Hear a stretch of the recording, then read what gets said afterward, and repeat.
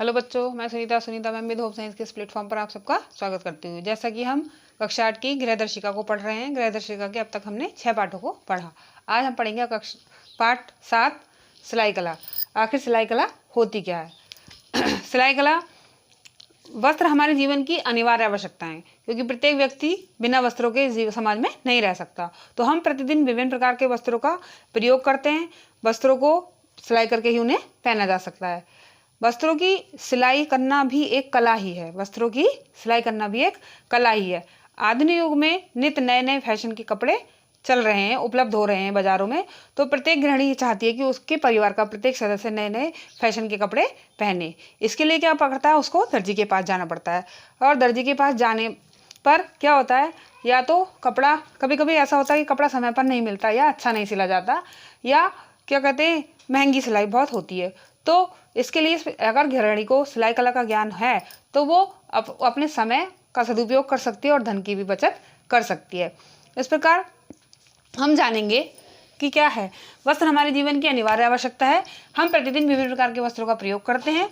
वस्त्रों की सिलाई करके ही हम उन्हें पहन सकते हैं। वस्त्रों की सिलाई करना एक कला है, क्योंकि आधुनिक युग में नित्य नए नए परिधान के वस्त्र बाजारों में उपलब्ध हो रहे हैं और प्रत्येक गृहिणी चाहती है कि उसके परिवार का सदस्य नए से नए फैशन के कपड़े पहने। इसके लिए क्या होगा, उसे दर्जी के पास जाना पड़ेगा।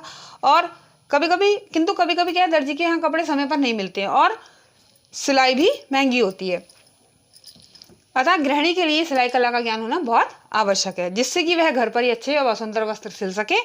लड़के और लड़कियां ये नहीं जाना जाता केवल लड़कियों को ही सिलाई नहीं चाहिए, बल्कि लड़के और लड़कियां दोनों ही सिलाई करके लाभान्वित हो सकते हैं। तो आइए जानेंगे घर पर सिलाई करने के लाभ।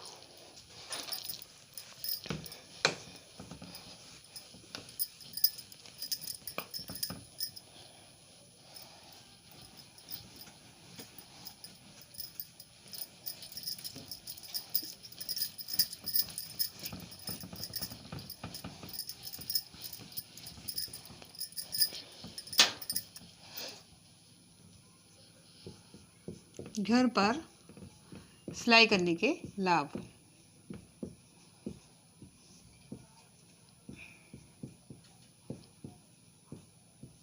देखो, अगर घर पर सिलाई की जाती है तो घर पर सबसे पहला लाभ हमें क्या होगा, घर पर नाप के अनुसार सिलाई होगी। सबसे नाप के अनुसार सिलाई।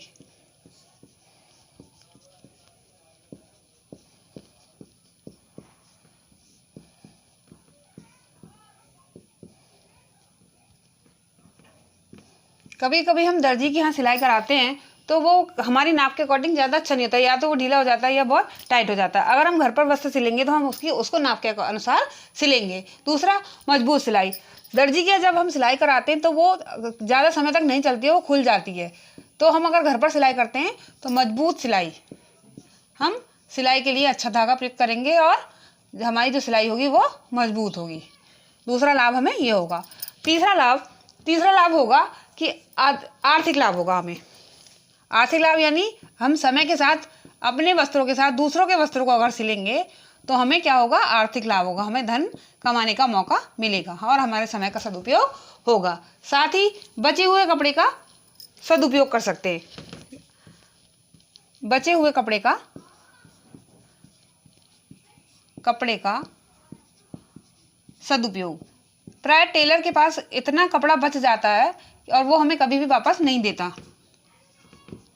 और अगर हम घर पर सिलाई करते हैं और वो कपड़ा हमें बच जाता है तो हम उसका सदुपयोग कर सकते हैं। उससे हम सुंदर सुंदर छोटे छोटे बच्चों की ड्रेसें बना सकते हैं।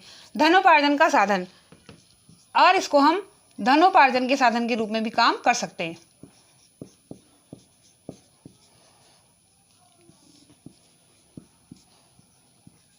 अगर व्यक्ति को सिलाई आती है, अगर किसी गृहिणी को सिलाई आती है तो वो अपने समय का सदुपयोग करके धन का अर्जन भी कर सकती है। वो दूसरों के वस्त्रों को सिलकर धन का अर्जन भी कर सकती है। इस प्रकार हमने जाना कि घर पर सिलाई करने से हमें कितने लाभ हो सकते हैं। हम एक नाप के अनुसार वस्त्र सिल सकते हैं, अब मजबूत सिलाई हमें प्राप्त होगी, आर्थिक लाभ हमें होगा, बचे हुए कपड़े का हम सदुपयोग कर पाएंगे और धनोपार्जन का ये हमारा साधन भी रहेगा।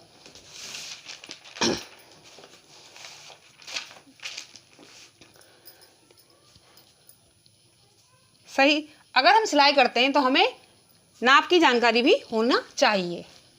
अगर हम सिलाई करते हैं और सिलाई सही और मजबूत दिखाई दे, या आकार में फिटिंग में सब कुछ उसका ठीक ठाक हो, इसके लिए हमें क्या होना चाहिए? नाप का ज्ञान।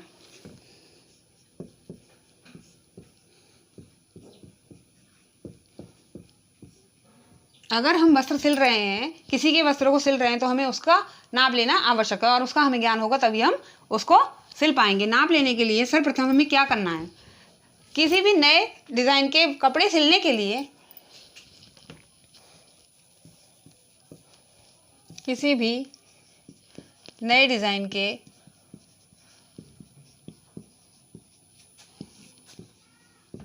कपड़े सिलने के लिए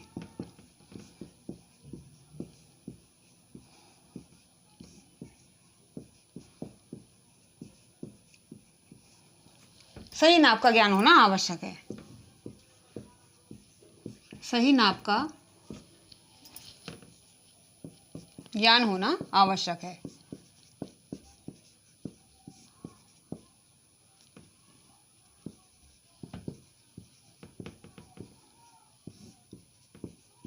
अगर हमें सही नाप का ज्ञान नहीं होगा तो बस क्या होगा? एक तो कपड़ा खराब हो जाएगा, दूसरा वो वस्त्र फिटिंग का नहीं होगा, या तो बहुत अधिक ढीला हो जाएगा या बहुत अधिक टाइट हो जाएगा।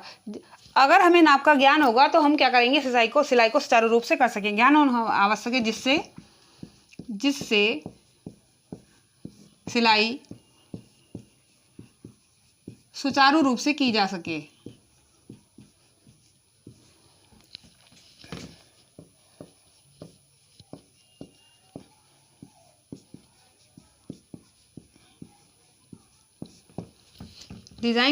नए डिज़ाइन के वस्त्र सिलने के लिए सही नाप का ज्ञान होना आवश्यक है, जिससे कि सिलाई को सुचारू रूप से किया जा सके, वस्त्रों की फिटिंग बिल्कुल ठीक आए तथा वस्त्रों की फिटिंग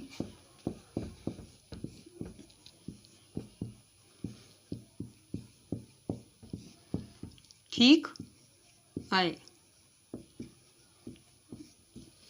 अब नाप लेने के लिए हमें क्या करना है? ड्राफ्ट बनाना पड़ता है। किसी भी व्यक्ति का नाप लेने के लिए हमें ड्राफ्ट बना लेना चाहिए। तो ड्राफ्ट बनाते समय ध्यान देने योग्य बातें।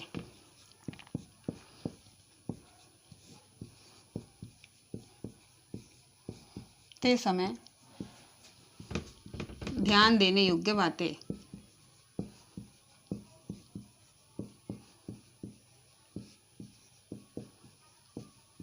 नंबर 1, अगर हम ड्राफ्ट बना रहे हैं तो सबसे पहले हमें किस बात का ध्यान रखना है? आकृति में अंतर।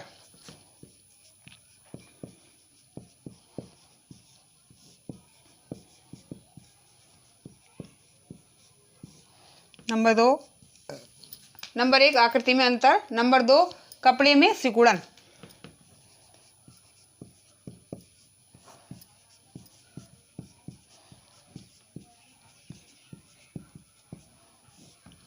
नंबर तीन कागज की ड्राफ्ट द्वारा वस्त्रों पर कागज की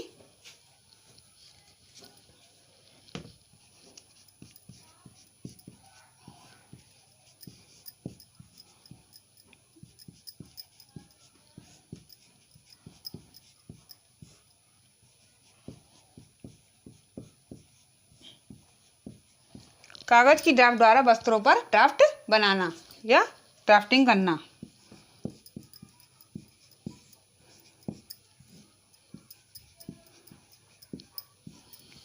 आकृति में अंतर। प्रत्येक व्यक्ति के शरीर की आकृति भिन्न भिन्न होती है। कोई मोटा होता है, कोई पतला होता है, कोई छोटा होता है, कोई ऊंचा होता है। तो हमें उसके अनुसार अलग अलग आकृति, अलग अलग नाप के ड्राफ्ट बना लेना चाहिए। कपड़े में सिकुड़न। कपड़ा काटने से पहले हमें ये ध्यान रखना चाहिए कि उसमें वो कपड़ा सिकुड़ने वाला तो नहीं है। अगर वो कपड़ा सिकुड़ने वाला है तो वो सिलने के बाद क्या हो जाएगा? सिकुड़ जाएगा और वो छोटा हो जाएगा। तो इससे बचने के लिए हमें क्या करना है? या तो पहले हम कपड़े को धो लें, 2 घंटा पहले भिगा दें उस कपड़े को, फिर उससे हम कपड़ा बनाएं, या कपड़े को नाप से 2 से 3 इंच बढ़ाकर सिलना चाहिए, ताकि जब वो सिकुड़े तो अपनी स्थिति को प्राप्त कर ले। तीसरा, कागज की ड्राफ्ट द्वारा वस्त्रों पर ड्राफ्टिंग। पहले हमें कागज की ड्राफ्टिंग बना लेनी चाहिए, उसके बाद हम वस्त्रों पर उस ड्राफ्टिंग को वस्त्रों पर रखकर ड्राफ्टिंग करनी चाहिए, जिससे कि वस्त्र के छोटा या बड़ा होने की संभावना बिल्कुल ना रहे। तो आज हमने जाना सिलाई कला। सिलाई कला क्या है, सिलाई किस लिए आवश्यक है? प्रत्येक गृहिणी को सिलाई कला का ज्ञान होना क्यों आवश्यक है? सिलने के लिए हमें नाप का ज्ञान होना आवश्यक है। नाप के साथ साथ कपड़ा सिलाई करने के लिए ड्राफ्ट बनाने का भी हमें ज्ञान होना चाहिए, और ड्राफ्ट बनाते समय किन किन सावधानियों को रखना चाहिए, ये हमें इस सब का ज्ञान होना आवश्यक है। तो आज के लिए बस इतना ही। वीडियो पसंद आई हो तो लाइक करें, सब्सक्राइब करें, साथ ही कमेंट्स भी करें। धन्यवाद।